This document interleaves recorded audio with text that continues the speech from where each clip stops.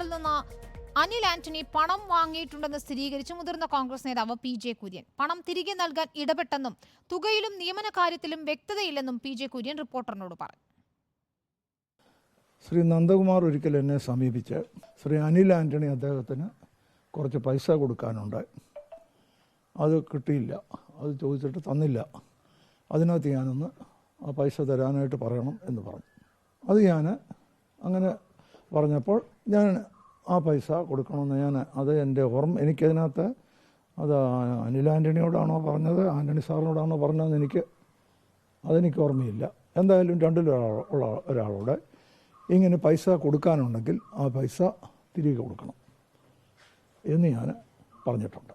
അത്രേ ഓർമ്മ എനിക്ക് ഇക്കാര്യത്തിൽ ഉള്ളൂ. PJ കുര്യനും ദലാൽ നന്ദകുമാറും ഒത്തുകളിക്കുന്നുവെന്നാണ് അനിൽ ആന്റണി വിമർശിച്ചത്. പല കാര്യങ്ങളും ചെയ്തു കൊടുക്കാൻ ആവശ്യപ്പെട്ടപ്പോൾ ഒഴിവാക്കിയെന്നും അനിൽ ആന്റണി പറഞ്ഞു. PJ കുര്യനും നന്ദകുമാറും Shri K കരുണാകരനെയും Shri AK ആന്റണിയെയും Shri ഉമ്മൻചാണ്ടിയെയും ചതിച്ച PJ Kurian, ആ PJ കുര്യൻ ഇന്നലെ AK ആന്റണിയെ ഒരിക്കലും കൂടെ ചതിക്കാനാണ് ശ്രമിച്ചത്. ആ പ്രസ് കോൺഫറൻസ് നടത്തി കഴിഞ്ഞ് ഇങ്ങനെ ഒരു പ്ലാനിങ്ങിൽ ഈ PJ കുര്യൻ്റെ ഒരു കേസ് ഒത്തുതീർപ്പാക്കിയ നന്ദകുമാറും കൂടെ ചേർന്ന് നടത്തുന്ന ഒരു നാടകമാണിത്. എന്നാൽ അനിൽ ആന്റണിക്കെതിരായ ആരോപണങ്ങൾ ആവർത്തിക്കുകയാണ് TG നന്ദകുമാർ. പണമിടപാടിനെ കുറിച്ച് അറിയില്ലെന്നായിരുന്നു ഉമാ തോമസിന്റെ പ്രതികരണം. പ്രവീൺ പുരുഷോത്തമൻ നൽകും വിവരങ്ങൾ. പ്രവീൺ, ഈ തെരഞ്ഞെടുപ്പിന്റെ അവസാനഘട്ട പ്രചാരണത്തിലേക്ക് കടക്കുന്ന സമയത്ത് തന്നെയാണ് അനിൽ ആന്റണിക്കെതിരെ ഇത്തരത്തിൽ വലിയ രീതിയിലുള്ള ഒരു കോഴ ആരോപണം ദലാൽ നന്ദകുമാർ ഉയർത്തുന്നത്. ഇന്നിപ്പോൾ നമ്മൾ കണ്ടത് PJ കുര്യൻ, മുതിർന്ന കോൺഗ്രസ് നേതാവ് തന്നെ ഇക്കാര്യം സ്ഥിരീകരിക്കുന്നു. താൻ ഇടപെട്ടാണ് പണം തിരികെ നൽകിയതിന് ഇടപെട്ടു എന്നൊക്കെ അദ്ദേഹം സമ്മതിക്കുകയും ചെയ്യുന്നു. എന്നാൽ അനിൽ ആന്റണി ഇപ്പോഴും ഇത് രാഷ്ട്രീയ പ്രേരിതമാണ് ഈ ആരോപണം എന്നതിൽ ഉറച്ചു നിൽക്കുകയാണെന്ന് മനസ്സിലാക്കാൻ കഴിയുന്നു. ഏത് രീതിയിലാണ് ഇപ്പോൾ പ്രതിരോധം തീർക്കാൻ NDA ഒരുങ്ങുന്നത്? കാരണം ഏതായാലും ഇത്തരത്തിൽ ആരോപണം ഉയർന്നു, മുതിർന്ന കോൺഗ്രസ് നേതാവ് തന്നെ ഇത് സ്ഥിരീകരിച്ചുകൊണ്ട് രംഗത്തെത്തിയതോടെ അനിൽ ആന്റണിയുടെ പ്രചാരണത്തെ, തെരഞ്ഞെടുപ്പിനെ ഒക്കെ തന്നെ ഇത് ബാധിക്കുന്ന അവസ്ഥയിലേക്ക് എത്തിയില്ലേ? വിനീത, കഴിഞ്ഞ ദിവസം വരെ പത്തനംതിട്ട ലോക്സഭാ മണ്ഡലത്തിൽ കിഫ്ബിയും മറ്റ് വികസന കാര്യങ്ങളുമൊക്കെയായിരുന്നു ഈ മൂന്ന് മുന്നണികളും തമ്മിൽ പ്രധാന തർക്കങ്ങളും അതുപോലെ തന്നെ പ്രചരണായുധങ്ങളും ഒക്കെ ആക്കിയിരുന്നത്. പക്ഷേ ഇന്നലെ TG നന്ദകുമാറിൻ്റെ ഒരു വാർത്താ സമ്മേളനത്തോടു കൂടിയാണ് ഈ കാര്യങ്ങളെല്ലാം മാറി മറിഞ്ഞത്. അത് പ്രധാനമായും ഇന്നലെ അനിൽ ആന്റണിക്കെതിരെയുള്ള വിമർശനങ്ങളായിരുന്നു TG നന്ദകുമാർ ഉന്നയിച്ചത്. അതോടുകൂടി NDA നേതൃത്വം പ്രതിരോധത്തിലായി. കാരണം നമുക്കറിയാം, കോൺഗ്രസിൽ നിന്നും BJPയിലേക്ക് എത്തിയ ഒരു മുൻ മുഖ്യമന്ത്രിയുടെ മകൻ അനിൽ ആന്റണി, അദ്ദേഹം പത്തനംതിട്ട ലോക്സഭാ മണ്ഡലം പോലെ NDAയുടെ A ക്ലാസ് മണ്ഡലത്തിൽ NDAയുടെ സ്ഥാനാർത്ഥിയായി മത്സരിക്കുന്നു. ആ ഒരു സമയത്ത് തന്നെ ഈ ഒരു സ്ഥാനാർത്ഥിക്കെതിരെ TG നന്ദകുമാർ എന്ന ഒരു വ്യക്തി ആരോപണങ്ങൾ ഉന്നയിക്കുമ്പോൾ ആദ്യം പ്രതിരോധത്തിലായത് സ്വാഭാവികമായും NDA ആയിരുന്നു. അതിനുശേഷം NDA ഇക്കാര്യത്തിൽ ഏത് രീതിയിലുള്ള പ്രതിരോധം തീർക്കും എന്നായിരുന്നു ഏവരും ഉറ്റുനോക്കിയത്.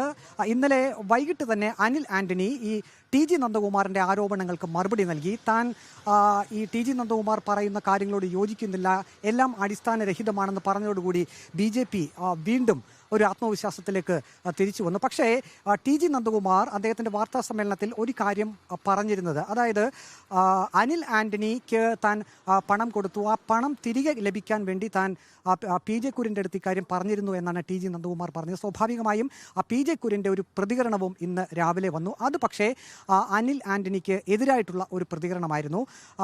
സ്വാഭാവികമായും അത് വീണ്ടും NDA നേതൃത്വത്തെ പ്രതിരോധത്തിലാക്കി. കാരണം PJ കുര്യൻ എല്ലാ രീതിയിലും AK ആന്റണിയെ അനുകൂലിച്ചുകൊണ്ടും അതേസമയം അനിൽ ആന്റണിയെ തള്ളി പറഞ്ഞുകൊണ്ടുമുള്ള പ്രതികരണങ്ങളായിരുന്നു നടത്തിയത്. അതായത് TG നന്ദകുമാർ പറഞ്ഞ ഒരു കാര്യം PJ കുര്യൻ അത് സാധൂകരിച്ചുകൊണ്ട് പറഞ്ഞു. കാരണം TG നന്ദകുമാർ തന്നെ കാണാൻ വന്ന കാര്യം എന്നുള്ളത് അനിൽ ആന്റണി തന്നിൽ നിന്നും കുറച്ച് പണം വാങ്ങിയിട്ടുണ്ട്, ആ പണം തിരികെ വാങ്ങിത്തരണമെന്നൊരാവശ്യവുമായാണ് വന്നതെന്നാണ് പറഞ്ഞത്. സ്വാഭാവികമായും ഇത്തരം ഒരു പ്രതികരണം കോൺഗ്രസിൻ്റെ തന്നെ മുതിർന്ന ഒരു നേതാവിൽ നിന്ന് വന്നപ്പോൾ അത് NDA നേതൃത്വം വീണ്ടും പ്രതിരോധത്തിലായി. പിന്നീട് AK ആന്റണിയെ പോലൊരാളെ സ്വാധീനിക്കാനൊന്നും അനിൽ ആന്റണിക്ക് കഴിയില്ല. AK ആന്റണിയെ അഴിമതിക്കാരനായി ചിത്രീകരിക്കാൻ ആര് വിചാരിച്ചാലും നടക്കില്ല എന്ന രീതിയിലുള്ള പ്രതികരണങ്ങളൊക്കെ PJ കുര്യൻ്റെ ഭാഗത്തു നിന്ന് വന്നു. പക്ഷേ ഉടനെ തന്നെ വീണ്ടും NDA മുൻനിരയിലേക്ക് തന്നെ വന്നു. കാരണം അനിൽ ആന്റണി നിമിഷങ്ങൾക്ക് തന്നെ പ്രതിരോധവുമായി എത്തി. PJ കുര്യനെ തള്ളിപ്പറഞ്ഞുകൊണ്ടാണ് അനിൽ ആന്റണി എത്തിയത്. അപ്പോൾ വീണ്ടും NDAയുടെ കയ്യിലേക്ക് കാര്യങ്ങൾ വന്നു. അനിൽ ആന്റണി പൂർണ്ണമായും PJ കുര്യനെ തള്ളിപ്പറഞ്ഞു. അതുമാത്രമല്ല, ഗുരുതരമായിട്ടുള്ള ചില ആരോപണങ്ങൾ കൂടി അനിൽ ആന്റണി PJ കുര്യനെതിരെ ഉന്നയിച്ചു എന്നുള്ളതാണ് ഏറ്റവും പ്രധാനപ്പെട്ട വസ്തുത. ഈ ഒരു വിഷയം നാം നോക്കുമ്പോൾ പത്തനംതിട്ട ലോക്സഭാ മണ്ഡലത്തിൽ UDF കഴിഞ്ഞ 3 തവണയായി ഹാട്രിക് വിജയം നേടി. ഇപ്പോൾ 4ാമതും ആന്റണി തന്നെ മത്സരിക്കുന്നു. സ്വാഭാവികമായും UDFന് ഒരു മുൻതൂക്കമുള്ള മണ്ഡലം കൂടിയാണ്. അതേസമയം തന്നെ കഴിഞ്ഞ ലോക്സഭാ തെരഞ്ഞെടുപ്പിൽ മണ്ഡലത്തിൽ ഏറ്റവും കൂടുതൽ BJPയുടെ ചരിത്രത്തിലെ എന്നതിലപ്പുറം ഗുരുതരമായ ആരോപണമാണ് അനിൽ ആന്റണിക്കെതിരെ ദല്ലാൽ നന്ദകുമാർ ഉയർത്തിയത്. ഇതിൽ CBI സ്റ്റാൻഡിംഗ് കൗൺസിൽ നിയമനത്തിന് വേണ്ടിയാണ് 25 ലക്ഷം രൂപ വാങ്ങിയത് എന്നാണ് പറയുന്നത്. ഒപ്പം ചില ഡിഫൻസ് നോട്ടുകൾ തന്നെ അനിൽ ആന്റണി ചോർത്തി എന്ന രീതിയിലുള്ള ആരോപണമാണ് ഉന്നയിക്കുന്നത്. നേരത്തെ തന്നെ ആന്റണി ഇത്തരത്തിൽ പുൽവാമയുമായി ബന്ധപ്പെട്ട് നടത്തിയ പരാമർശം വിവാദമായിരുന്നു. അതിന് പിന്നാലെ ഇപ്പോൾ അനിൽ ആന്റണിക്കെതിരെ തീർത്തും ഗുരുതരമായ ഒരു ആരോപണമാണ് ഉയർന്നു വരുന്നത്. അത് ഏത് രീതിയിലാണ് ഇപ്പോൾ ചർച്ചയാകുന്നത്? UDFും LDFും എങ്ങനെയാണ് ഇതിനെ കൈകാര്യം ചെയ്യുന്നത്? വിനീത, കഴിഞ്ഞ UPA സർക്കാരിന്റെ കാലത്തെ കാര്യങ്ങളാണ് TG നന്ദകുമാർ പ്രധാനമായും പറയുന്നത്. കാരണം AK ആന്റണി പ്രതിരോധ വകുപ്പ് മന്ത്രിയായിരുന്ന കാലത്ത് ചില ഡിഫൻസ് നോട്ടുകൾ, അത് പ്രതിരോധ വകുപ്പിലെ ചില ഇടപാടുകൾ, അത് ആയുധ ഇടപാടുകളല്ല, മറിച്ച് ചില വാണിജ്യ ഇടപാടുകൾ, ചില കരാറുകൾ, ആ കരാറുകളുടെ ചില നോട്ടുകൾ പുറത്തുപോയി എന്നാണ് TG നന്ദകുമാർ പറഞ്ഞത്.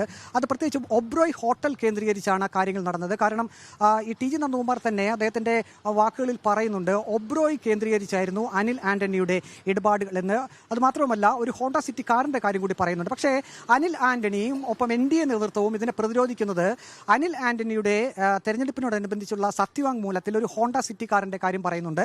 ആ ഹോണ്ട സിറ്റി കാറിൻ്റെ കാര്യം മനസ്സിലാക്കിയാണ് TG നന്ദകുമാർ തനിക്കെതിരെ തെറ്റായിട്ടുള്ള ആരോപണങ്ങൾ ഉന്നയിക്കുന്നതെന്ന് അനിൽ ആന്റണി മറുപടിയും നൽകുന്നുണ്ട്. അതേസമയം തന്നെ കഴിഞ്ഞ UPA സർക്കാരിൻ്റെ കാലത്ത് നടന്ന ചില കാര്യങ്ങളെക്കുറിച്ച് പറയുമ്പോൾ UDF നേതൃത്വത്തിനും ഇക്കാര്യത്തിൽ ചില മറുപടികൾ പറയാൻ ഒരു പക്ഷേ മടിച്ചേക്കാം. കാരണം അന്ന് AK ആന്റണി പ്രതിരോധ വകുപ്പ് മന്ത്രിയാണ്.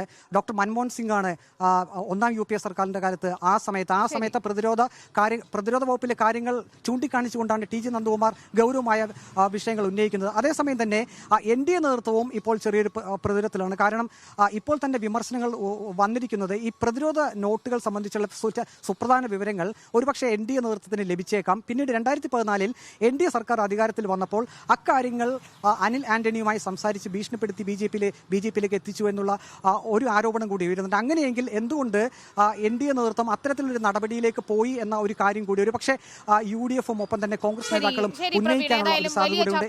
അനിൽ ആന്റണിക്കെതിരായ ദല്ലാൽ നന്ദകുമാറിന്റെ ആരോപണങ്ങൾ ഇപ്പോൾ പത്തനംതിട്ടയിലെ തെരഞ്ഞെടുപ്പ് രംഗത്ത് വലിയ ചർച്ച തന്നെയാണ്. മാത്രമല്ല, ഗൗരവമുള്ള ആരോപണങ്ങളാണ് ഉന്നയിച്ചത് എന്നതുകൊണ്ട് തന്നെ അനിൽ ആന്റണിയെ തീർത്തും പ്രതിരോധത്തിലാക്കുന്നത് തന്നെയാണ് ഈ ആരോപണങ്ങൾ എന്ന് പറയാതെ വയ്യ. പ്രവീൺ പുരുഷോത്തമനാണ് വിവരങ്ങൾ നൽകിയത്.